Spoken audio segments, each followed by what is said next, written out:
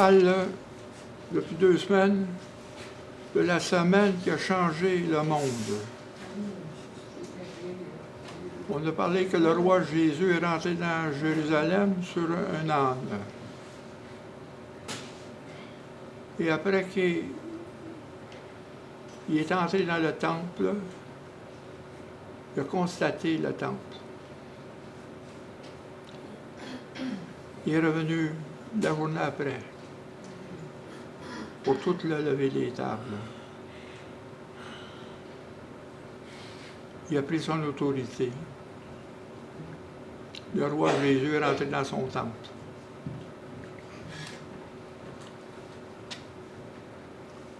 Dans Marc, chapitre 11,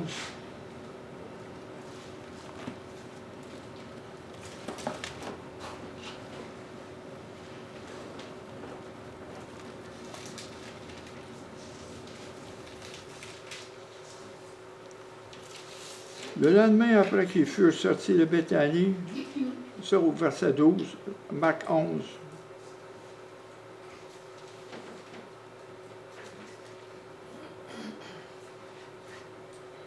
le lendemain, après qu'ils furent sortis de Béthanie, Jésus eut faim. Apercevant de loin un figuier qui avait des feuilles, il alla voir s'il trouva quelque chose.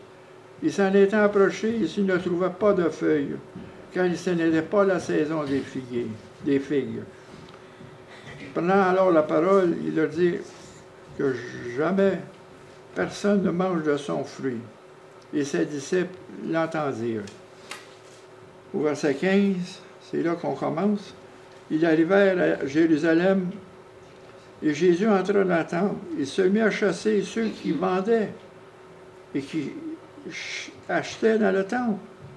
Il renversa les tables des changeurs et les sièges des vendeurs de pigeons. Il ne laissait personne transporter aucun objet à travers le temple.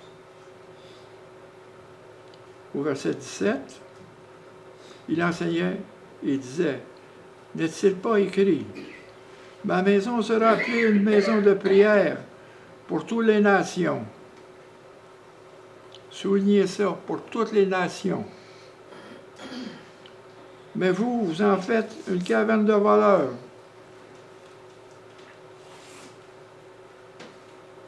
Les principaux sacrificateurs et les scribes, l'ayant entendu, cherchèrent le moyen de le faire périr, car ils le craignaient, parce que toute la foule était frappée de sa doctrine. Puis Jésus, quand il est rentré dans le temple, dans cette journée-là, il a fait des miracles, il a guéri, il a fait des guérisons.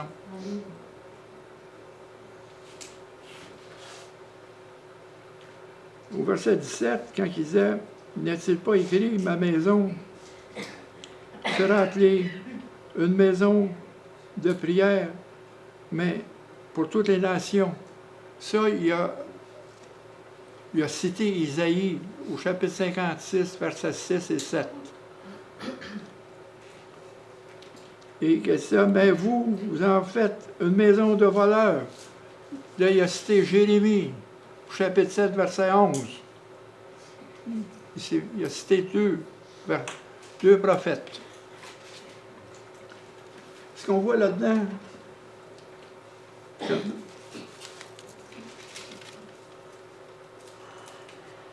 Jésus était offensé et il était pour la pratique mauvaise qui avait cours à l'intérieur du temple. Parce que ici il a chassé les vendeurs de pigeons.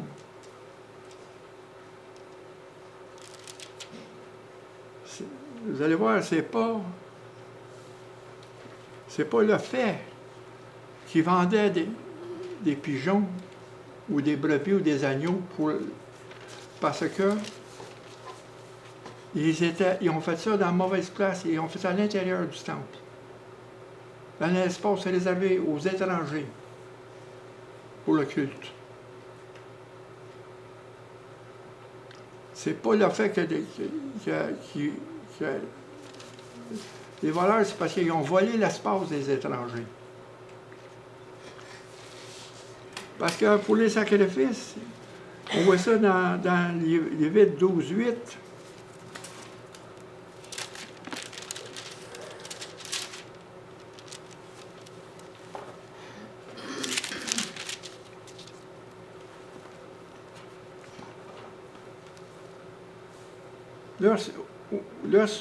Lorsque les jours de la purification seront accomplis pour un fils ou pour une fille, elle apportera au sacrificateur à l'entrée des temples de l'assignation un agneau d'1 an ou un holocauste, ou un jeune pigeon, ou une tourteresse pour le sacrifice d'expiation. Le sacrificateur les sacrifiera devant l'Éternel et fera pour elle l'expiation et sera purifié du flux de son sang. Telle est la loi pour la femme qui enfante un fils ou une fille. Si elle n'a pas de quoi se procurer un agneau, elle prendra deux tourterelles ou 2 jeunes pigeons, l'un pour l'Holocauste, l'autre pour le sacrifice d'expiation. Le sacrificateur fera pour elle l'expiation, elle sera pure. Joseph et Marie, qui ont été présentés Jésus au temple, c'est 2 pigeons, 2 tourterelles qu'ils ont pris, parce qu'il n'y avait pas d'argent. Ils apportaient ça pour... c'est pas l'espace, c'est ça qu'il faut retenir. C'est que ça avait lieu en cours à l'intérieur du temple. À l'intérieur de la maison de Dieu, alors que les chefs religieux toléraient cette pratique. Même ils y participaient. De telles actions peuvent qu'ils n'étaient pas en mesure d'être des conducteurs spirituels. Étant lui-même un véritable conducteur spirituel, Jésus a utilisé son autorité pour défendre la vérité et la justice au prix de sa vie. C'est pour ça que dans Jérémie, au chapitre 17, versets 7-11, verset 1, Jérémie. La parole fut adressée à Jérémie de la part de l'Éternel en ces mots. Place-toi à la porte de la maison de l'Éternel, là où cette parole est dit. Au verset 11, il dit, est-elle à vos yeux une caverne de voleurs? Cette maison sur laquelle mon nom est invoqué, je le vois moi-même, dit l'Éternel.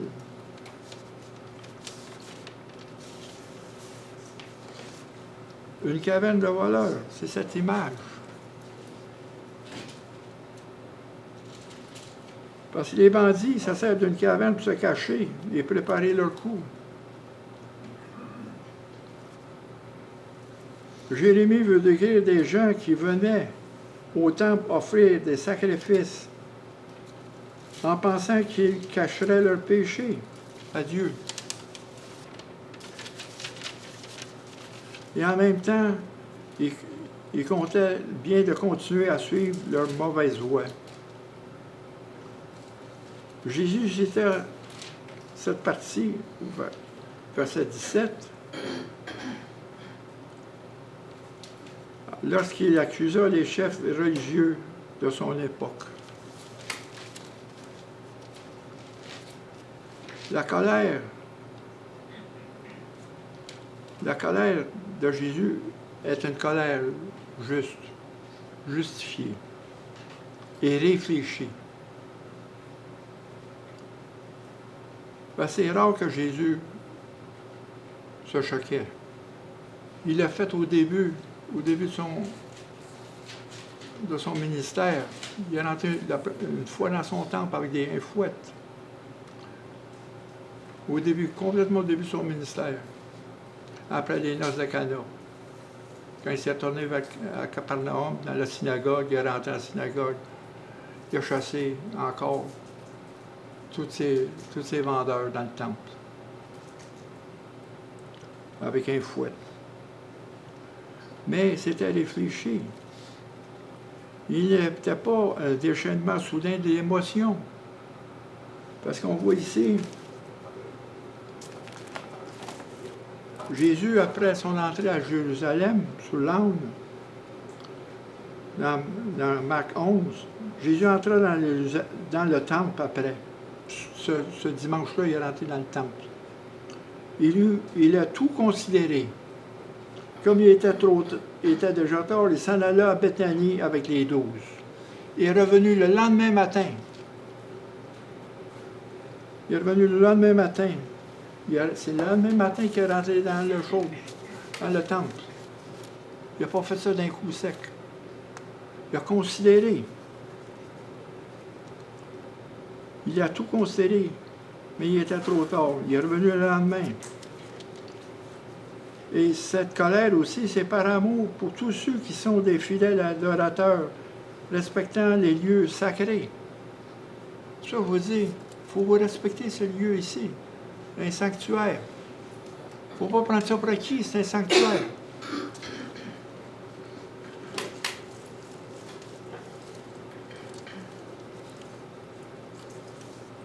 Les tables étaient à l'intérieur du temple, dans l'espace réservé aux étrangers. Parce que dans le temple, il y avait 3 espaces. Il y avait celui des sacrificateurs, il y avait celui des Juifs et celui des étrangers pour participer au culte. Ils étaient invités. Parce qu'on voit ici dans Isaïe 56,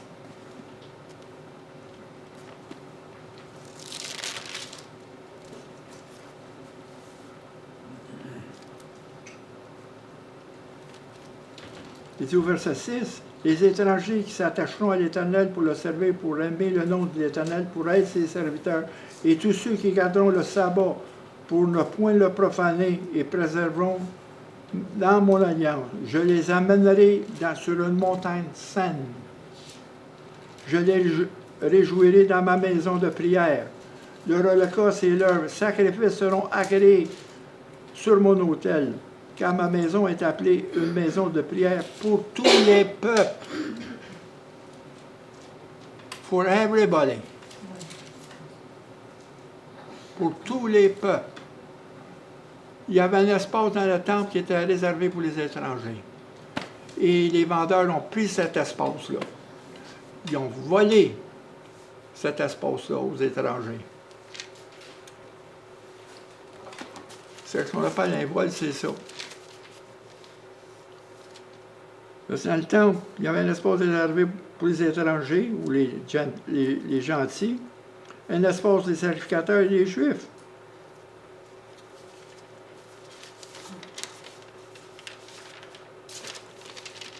Parce que Jésus, quand il est arrivé dans le temple, les sacrificateurs pensaient qu'il était pour chasser les étrangers. Mais non. Il a chassé ceux qui ont pris l'espace des étrangers. Il y avait un espace, eux autres, dans le temple. Ils ont pris tout l'espace. Ils ont barré la route. Ils ont volé l'espace des étrangers. C'est ça, il y a cabane de voleurs. C'est pas qu'ils vendaient des pigeons, mais c'est à l'extérieur du temple. Il fallait qu'ils achètent des pigeons ou des brebis ou pour amener, pour faire un sacrifice, pour emmener leur enfant.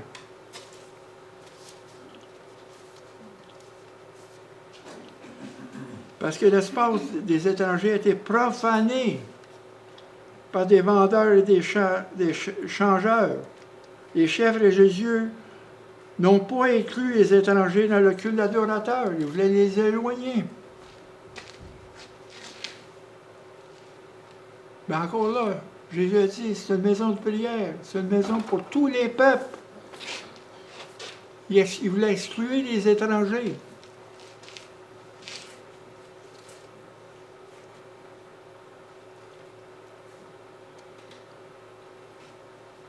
Il répète la même chose dans Isaïe, c'est verset 17, « Car ma maison sera appelée une maison de prière pour tous les peuples. » Il y avait un espace pour les étrangers. Mais les tables étaient dans cet espace-là. Il va à l'espace des gentils et barre l'accès au culte de l'adoration. C'est pour ça que Jésus s'est mis en colère. Pour amour par eux autres.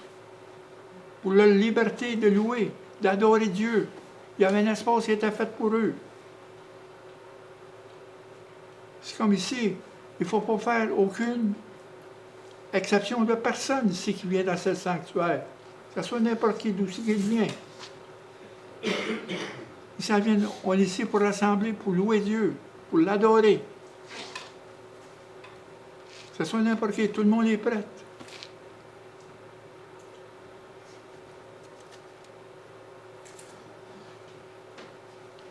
Il va l'espace des gentils et barre l'accès au culte d'adoration.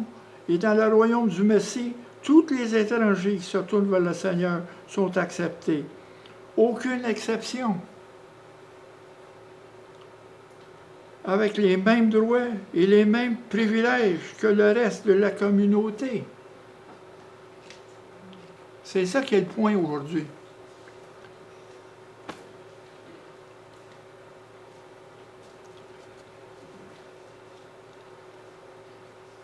Ils ont les mêmes privilèges que les étrangers. Il fut un temps où ils étaient exclus du culte public. C'était un temps. Dieu aime et accepte tout croyant comme l'un de ses enfants bien-aimés, quelle que soit sa nationalité, quel que soit son statut social. Dans Jacques, il parle du pauvre puis du riche qui s'en vient dans l'Église, puis que le riche cherche une belle place pour lui. Ben non, il dit, vous autres, vous allez vous asseoir en arrière, le pauvre va s'asseoir en avant.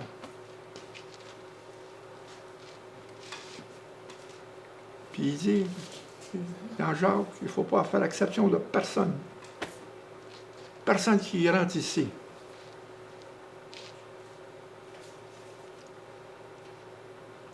Ou de difficultés personnelles, quel que soit le fardeau, le fardeau qu'il porte, d'où c'est qu'il vient.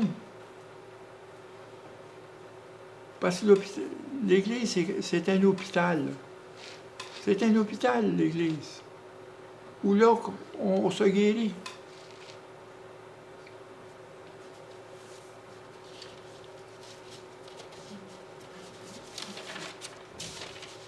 Il a dit, ma maison de prière. La maison de Dieu doit être une maison de prière.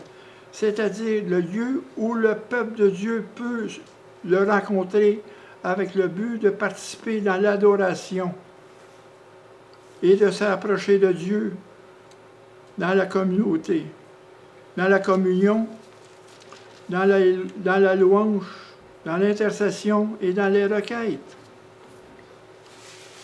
C'est un lieu où le peuple de Dieu se rencontre, s'assemble pour l'adorer, pour le louer, pour faire des intercessions, des requêtes, fréquenter une église sans jouir d'une communion fervente.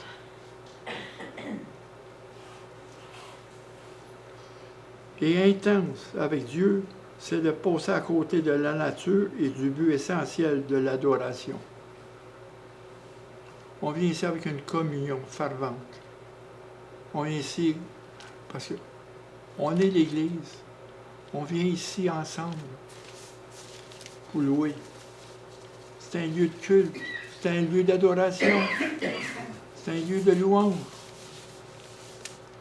Il faut respecter ce sanctuaire-là. Et même nous, on est, vous le voyez plus tard, nous, on est le sanctuaire de Dieu. Il faut se respecter. On est ce sanctuaire. L'Esprit est entré en nous. Il a fait de nous son sanctuaire. Il faut respecter ça. Le lieu de ne pas être une caverne de voleurs.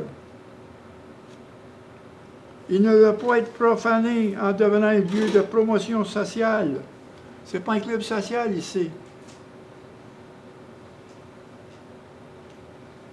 ou de gains financiers, de distraction. Ce n'est pas un lieu de distraction. Lorsque la maison de Dieu est utilisée de cette manière par des gens qui ont l'esprit du monde, elle devient une fois de plus une caverne de voleurs. On profane les lieux. Il faut respecter ça. Dieu est ici au milieu de nous. L'Esprit de Dieu est là.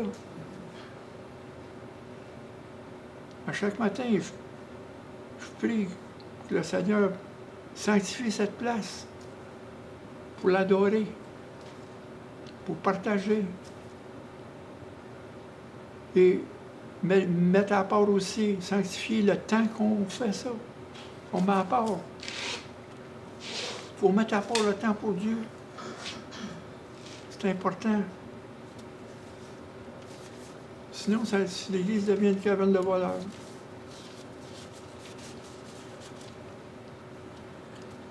C'est ça que Jésus veut dire au chapitre 17.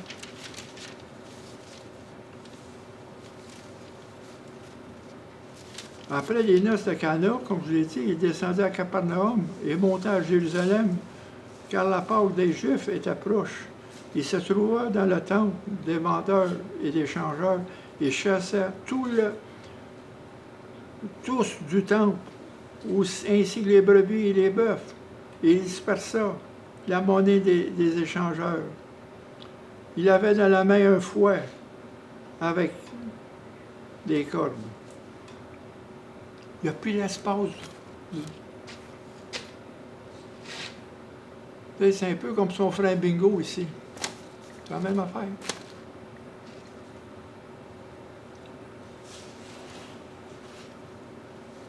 Parce que dans Jean 2, 18, les justes prennent la parole et lui disent « Quel miracle nous montres-tu pour agir de la sorte? » Parce que il questionnait l'autorité de Jésus.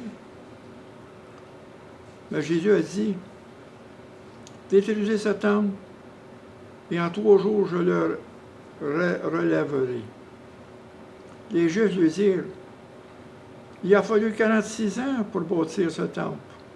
Et toi, en 3 jours, tu le relèveras. » Mais il parlait du temple de son corps, parce que Jésus est le temple. Jésus est le temple. C'est son temple. C'est pourquoi, lorsqu'il fut ressuscité des morts, ses disciples se souvenaient qu'il avait dit cela, et ils crurent à l'Écriture et à la parole de Jésus, avait dit.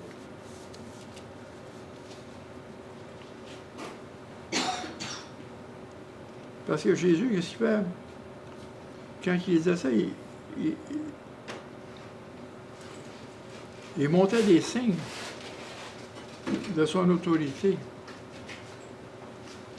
Il a fait la même chose dans Marc. Quand Jésus est venu la 2e fois à la table,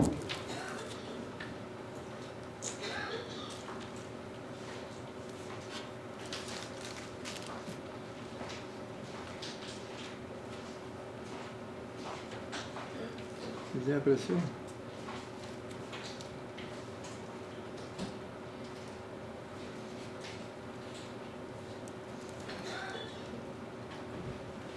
Les prédicateur se demandaient, il dit ici,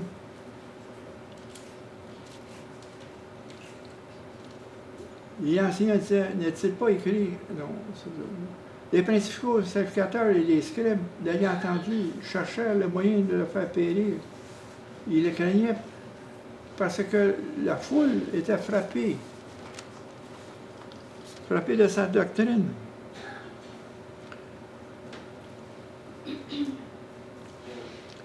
Puis après ça, il dit, quand il est revenu dans le temple le lendemain, il se rendit de nouveau à Jérusalem. Pendant que Jésus se promenait dans le temple, les principaux sacrificateurs et les scribes et les anciens vinrent à lui et lui dirent, « Par quelle autorité fais-tu ces choses? Qui t'a donné l'autorité de les faire? » Jésus leur répondit, je vous adresserai aussi une question. Répondez-moi, je dirai par quelle autorité fait ces choses. Le baptême de Jean venait-il du ciel ou des hommes? Répondez-moi. Mais ils raisonnèrent ainsi entre eux. S'il répond du ciel, il dira, pourquoi donc n'avez-vous pas cru en lui? Et si pour nous répondons des hommes, ils craignaient le peuple, parce que tous tenaient réellement à Jean pour un prophète. Jésus, la foule était avec lui.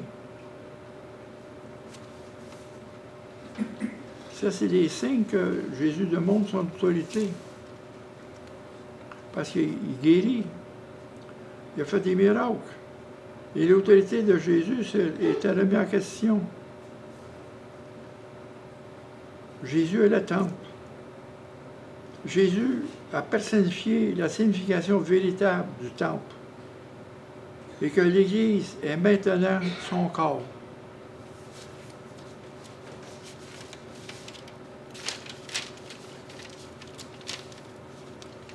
L'Église, ce qu'on appelle ecclésia, dans le mot, ça veut dire appeler, assembler, pourrait être appelé le temple de Dieu, parce que Christ, son esprit, habite en elle. Dans Jean, au chapitre 1, verset 14, le Verbe s'est fait chair. Il est venu habiter parmi nous en grâce et vérité. Il est venu habiter parmi nous. Il est devenu mettre son temple en nous. Habiter.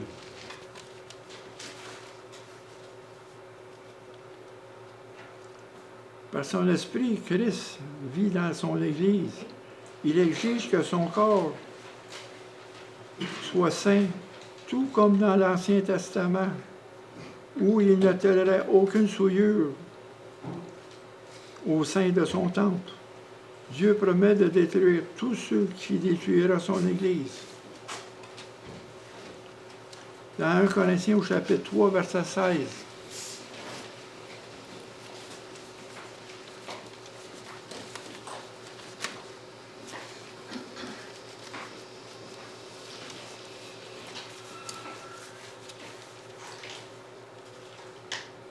Ne savez-vous pas que vous êtes le temple de Dieu et que l'Esprit de Dieu habite en vous? Si quelqu'un détruit le temple de Dieu, Dieu le détruira, car le temple de Dieu est saint et vous êtes saints.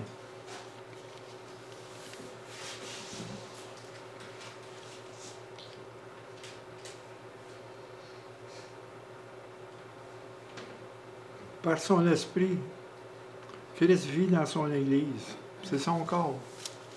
L'Ecclésia, c'est son corps. C'est le mystère que Paul démontre dans les Éphésiens, l'Église. Le corps de Christ. Dans les Colossiens, c'est la suprématie du Christ sur l'Église, la tête de l'Église. Car Christ est l'image du Dieu invisible. Que tout a été créé par lui et en lui, et tout est soutenu en lui. Il est avant toute chose et au-dessus de toute chose.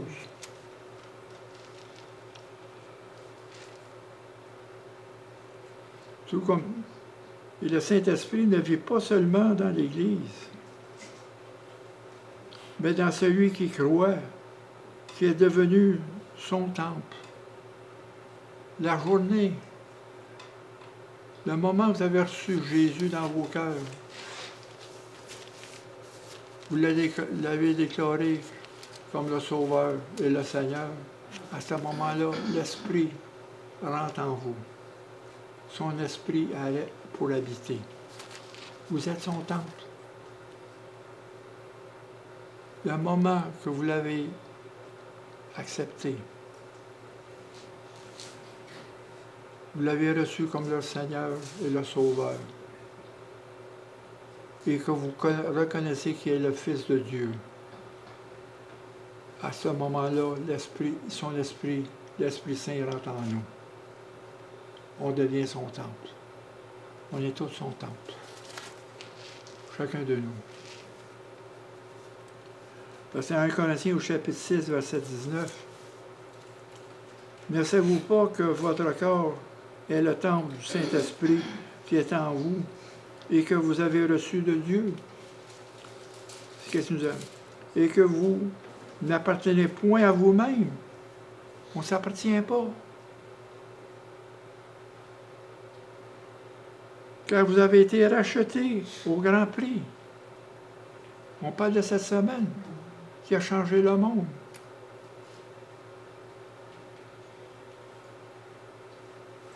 Non, non.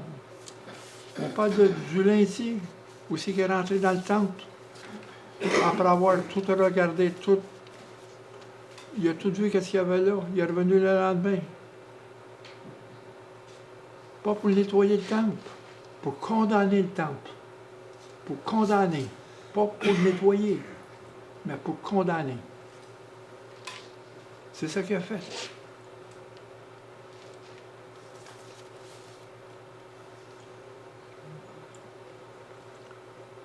Vous n'avez point vous-même, car vous avez été rachetés comme un grand prix. Glorifiez Dieu dans votre corps, dans votre esprit, qui appartiennent à Dieu. C'est pour ça que Paul dit, fuyez l'impudicité. Et quel autre péché qu'un homme commette, ce péché est hors du corps, mais celui qui se livre à l'impudicité pêche contre son propre corps. Faites attention, on est le corps du Christ. On est son temple.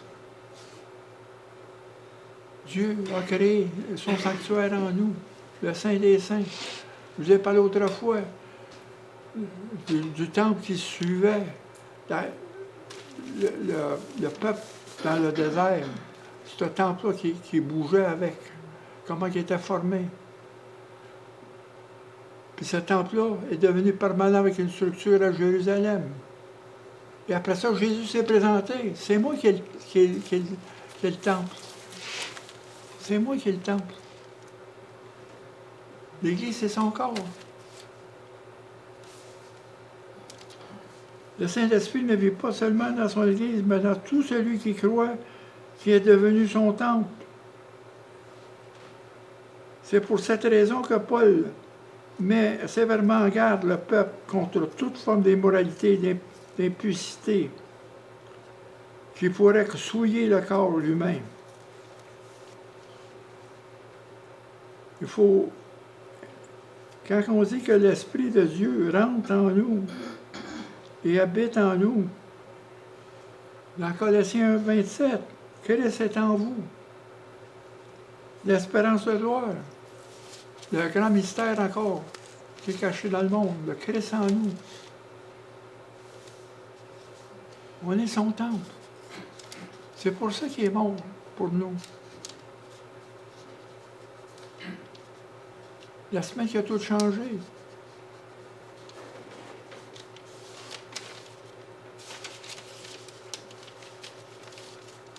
Où est le temple? Où est le temple? Où est le temple? Où est le temple? Où est le temple? C'est nous le temple.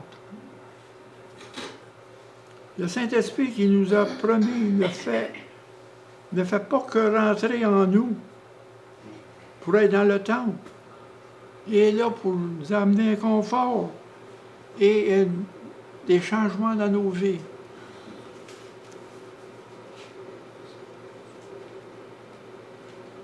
Les transformations. C'est pas juste pour rentrer, habiter. Non, non, non, non, non, non, non. Il est là pour nous amener un confort, un support. Il sera toujours pour nous, dans toutes les situations, ou les époques de notre vie, pour nous soutenir dans toutes les situations, dans toutes les afflictions, et même pour nous encourager.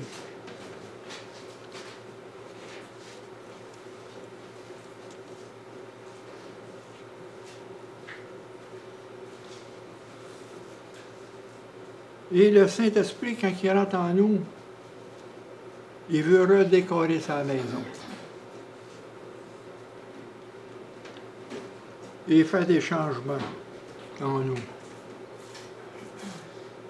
C'est la même chose que vous achetez une maison ou vous louez un appartement, vous décorez votre appartement, vous faites un peu de changement. Le Saint-Esprit fait la même chose en nous.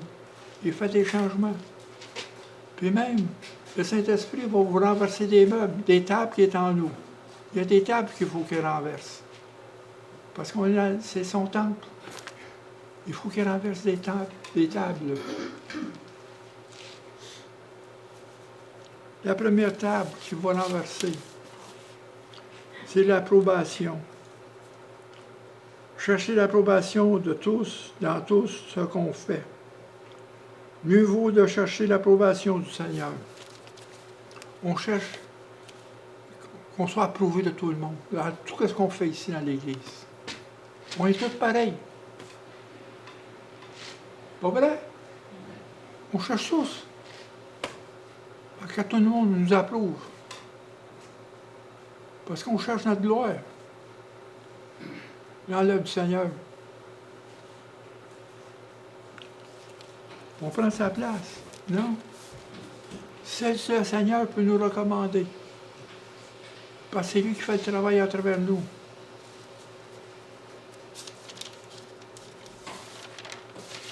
Après ça, deuxième table. Contrôle. Nous cherchons tous à contrôler dans notre vie au lieu de se rendre à Jésus pour notre vie. On essaye de faire le contrôle, même moi, j'essaie de contrôler. Pas plus différent que vous. Je cherche un moyen de contrôle, d'avoir les affaires comme je veux les faire, mais pas comme Dieu veut les faire.